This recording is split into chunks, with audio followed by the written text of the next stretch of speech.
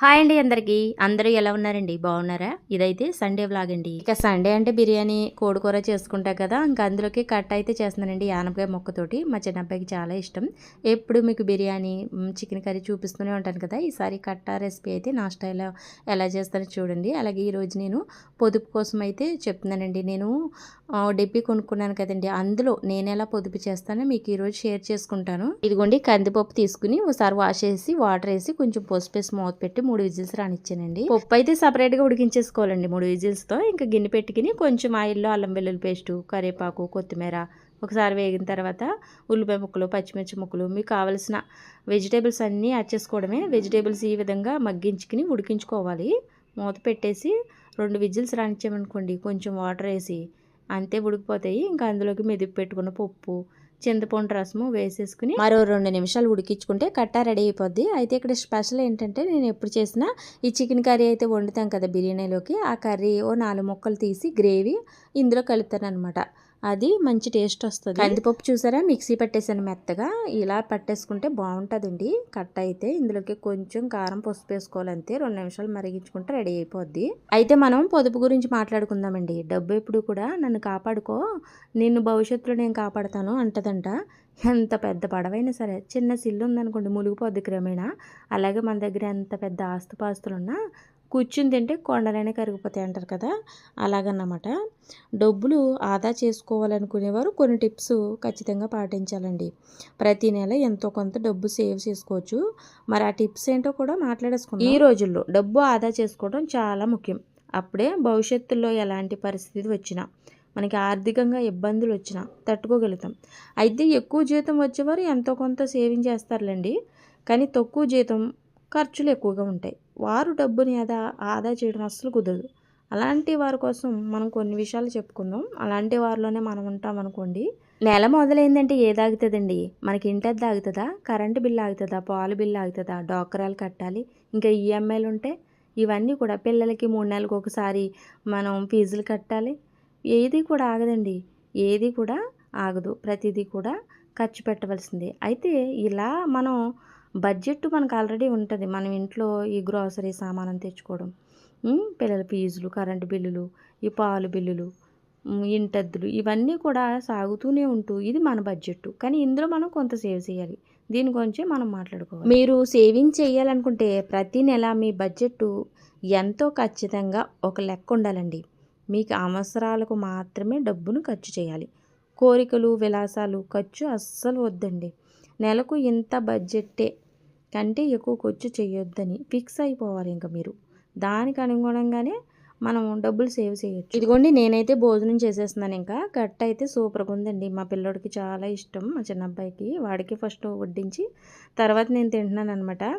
అయితే ప్రతి రూపాయిని పరిశీలించాలండి. ఒక్కోసారి చిన్న చిన్న ఖర్చులు ఎక్కువ అవుతూ ఉంటాయి. అందుకే మీరు ఖర్చు చేసే ప్రతి దాన్ని ఎప్పటికప్పుడు మీరు రాసుకుంటూ ఉండాలన్నమాట ఒక పుస్తకం మీద. రెస్టారెంట్లకు వెళ్ళడం అనేది అస్సలు తగ్గించుకోవాలండి. ఫుడ్ ఖర్చు తగ్గించుకోవాలి. ముందుగా ఆహారంపై చేసే ఖర్చును తగ్గించుకోవాలి. రెస్టారెంట్లకు, హోటల్కి వెళ్ళి ₹1000 ఖర్చు చేసే బదులు మీకు ఇష్టమైన వంటలని ఇంట్లోనే తయారు చేసుకోవడం నేర్చుకుని డబ్బు ఆదా చేసుకోవచ్చు. అలాగే ఏ సీజన్లో ఏవి తక్కువ ధరకు దొరుకుతాయో, మీకు దగ్గరలో ఉన్న రైతు మార్కెట్కి వెళ్ళి చక్కగా కూరగాయలు తెచ్చుకుంటే ఫ్రెష్గానే ఉంటాయి. అక్కడైతే రేట్లు కాస్త తక్కువగా ఉంటాయండి. విజయవాడలో ఉన్నప్పుడైతే రైతు మార్కెట్ మాకు పక్కనే ఉండేది. అక్కడి నుంచి తెచ్చుకునేవాడు. చాలా మనీ సేవ్ అయ్యేది. ఎక్కువ వచ్చేసాయి అనమాట. తక్కువ మనీలోనే ఎక్కువ కూరగాయలు వచ్చేసాయి విజయవాడలో ఉన్నప్పుడైతే. ఇదిగోండి నేను తీసుకున్న డిబ్బి అయితే ఇది ₹100 అనమాట. ఇందులో డబ్బులు వేసామనుకోండి, కింద పడేసిన వెంటనే పగిలిపోవాలన్నమాట. ఇంకా అంతే. అలాంటిది అయ్యి ఉండే మట్టిదే తీసుకోవాలి ఎప్పుడు షేవింగ్కి. నేనైతే సేవింగ్ చేయడానికి ఇదైతే తీసుకున్నాను. ఇదిగోండి ఇందులో అయితే హోల్ కూడా నేను కరెక్ట్గా చిన్న సైజు ఉండి, మళ్ళీ ఇందులో నుంచి మనకి ఎప్పుడైనా అవసరమైతే చిన్నప్పుడు తీసుకునేవాళ్ళం, ఆ విధానం కూడా లేకుండా ఉండేలాగా తీసుకున్నాను హోలు పరిశీలించి. అంటే డిబ్బీ కొన్నప్పుడు కూడా ఈ హోలు పెద్ద సైజు ఉన్నది తీసుకోకూడదండోయ్. తీసుకుంటే మళ్ళీ అందులో నుంచి డబ్బులు తీసే ఛాన్స్ ఉంటుంది. అలాంటివి లేకుండా చూసుకోవాలి. అలాగే డిబ్బీ ఫుల్ అయిపోయాక కింద పడేయగానే బద్దలేసిపోవాలి. అలాంటప్పుడు థ్రిల్లింగ్గా ఉంటుంది దాయడానికి. అందులో ఎంత ఉన్నాయో కూడా మీకు తెలియకూడదు. అలాగే ఇందులో ఇది ఇక్కడ మనకి ప్లాస్టిక్ పెట్లి అవి కొనుక్కుంటున్నారు. లాక్ తీసి డబ్బులు తీసేసుకోవచ్చు మనకు అవసరమైనప్పుడు. అలాంటి లాక్ ఉండకూడదండి. ఇలాంటి మట్టి అయితేనే బాగుంటుంది. ఇంక ఇది ₹100 ₹100 కాపాడుతుంది అనమాట మన సంపాదన మన పొదుపు చేసిందంతా కూడా. ఇది ఫుల్ అయిపోతూ ఉంటుంది. ఫుల్ అయిపోయినప్పుడు మనకి కాగితాలు ఇంకా లోపలికి వెళ్ళవు కదా, అప్పుడైతే ఫుల్ అయిపోయినట్టు, అప్పుడు బద్దలు కొట్టేసుకోవచ్చు.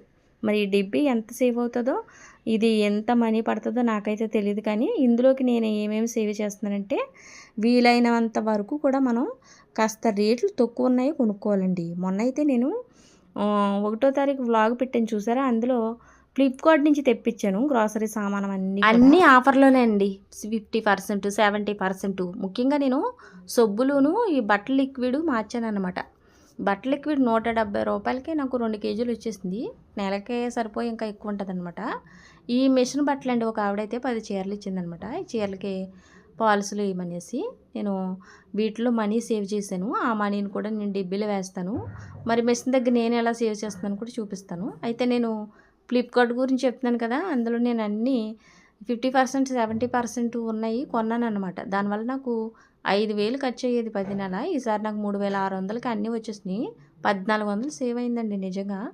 మరి అందులో నేను కొంత మనీని అయితే డిబ్బీలో వేసానండి సేవింగ్కి. అలా ధరలను తగ్గించి ఉన్నాయి కొనుక్కుని డబ్బులు సేవ్ చేయొచ్చు మనమైతే. గ్రోసరీకి సంబంధించి మీరు మనీని ఎలా సేవ్ చేయొచ్చు, అలాగే ఇంట్లో నెయ్యి కాయడం ఇవన్నీ కామన్ అనుకోండి. వాటి వల్ల కూడా మనం మనీని సేవ్ చేసి, ఈ గ్రోసరీకి సంబంధించిందే ఈ నెయ్యి కూడా, అలా మనీని ఆదా చేయొచ్చు. తెలివిగా షాపింగ్ చేయాలండి. మీరు దుస్తులు లేదా వస్తువులు కొనుగోలు చేసేటప్పుడు ఆ ప్రోడక్ట్లు ఇతర వెబ్సైట్లో లేదా రిటైల్ స్టోర్లో ఎంత ధరకు లభిస్తున్నాయో పోల్చి చూసుకోవాలి. ఎక్కడ డిస్కౌంట్ ఆఫర్లు ఎక్కువగా ఉంటే దాన్ని ఎంపిక చేసుకుని ఖర్చు ఆదా చేసుకోవాలి. లగ్జరీ వస్తువులను కొనుగోలు చేయడం మానుకోవాలి. ఈ షాపింగ్లో ముఖ్యంగా ఈ లగ్జరీ వస్తువులు అంటే ఇప్పుడు బ్రాండ్లు అంటారు కదా, బ్రాండ్ కొనుక్కోవాలంటే బ్రాండ్ అంటారే, అలాంటివి మెయింటైన్ చేసామనుకోండి మన చేతిలో ఒక్క రూపాయి కూడా మిగలదు. వాటికి ముగింపే ఉంటుంది. ఇంకా ఆ బ్రాండ్లు కాపాడుకుంటమే సరిపోదు జీవితాంతం. అది గమనించాలి. అయితే నేను ఈ మిషన్ కుట్టిన డబ్బులు ఏం సేవ్ చేస్తున్నానని చూడండి. మిషన్ కుడతాను కదా, జాకెట్లు బ్లౌజులకు వచ్చిన డబ్బులు అయితే డిబ్బీలో వేయనండి. అలాగే ఇక్కడ పాలసులు లైనింగ్స్ అమ్ముతాను కదా, అవి కూడా వేయనండి. అవన్నీ కూడా నాకు వ్యాపారం లాంటిది. అవి నేను డిబ్బీలో వేయను కదా. డిబ్బీలో ఏ డబ్బులు వేస్తానంటే, నేను స్వతహాగా సంపాదించింది. స్వతహాగా అంటే ఇప్పుడు నేను మిషన్ కుట్టుతాను కదా, డ్రెస్సులు వచ్చినాయి. డ్రెస్సులకి ఓ సైడ్ మిగిలిపోయింది క్లాత్ని పాలసుల కింద తయారు చేసి చీరలకి వేస్తాను. ఆ రకంగా వచ్చిన డబ్బుల్ని నేను ఇందులో వేస్తానన్నమాట. ఇప్పుడు 10 చీరలు ఉన్నాయనుకోండి, 10 చీరలకి కూడా నేను నా దగ్గర నేను తయారు చేసిన పాలసులు 10 నేను వేసాను అనుకోండి, 10, 20. 10, 20 ఎంత, 200 అలాగా. ఒకవేళ అప్పుడప్పుడు ఓ 2 జాకెట్లు 3 జాకెట్లు చేతికుట్లు ఉన్నాయనుకోండి, నేను వేసేస్తాను. చేతికుట్లు ఆవిడకి ఇవ్వను. అసలు చేతికుట్లు పని నాది కాదండి, అది వేరే ఆవిడకి ఇస్తాను. అది నా పని కాదు అనుకుంటాను ఎప్పుడూను. కానీ ఈ డిబ్బీలో డబ్బులు వేయడం వల్ల కొంచెం ఇంట్రెస్ట్ వస్తుంది. సరే 2 కదా ఉన్నాయి, వేసేసుకుంటే 20 రూపాయలు ఇందులో వేసుకోవచ్చు. అలాగా ఇలా మనం పొదుపు చేయాలని డిబ్బీ పెట్టుకుంటే ఇలా ఇంట్రెస్ట్ వస్తుందండి. మరి ఈ పాలసీలు తయారు చేస్తున్నాను కదా ఈ డ్రెస్సుల ముక్కలతోటి, మరి మిగిలిపోయిన ముక్కలు పడేయచ్చు.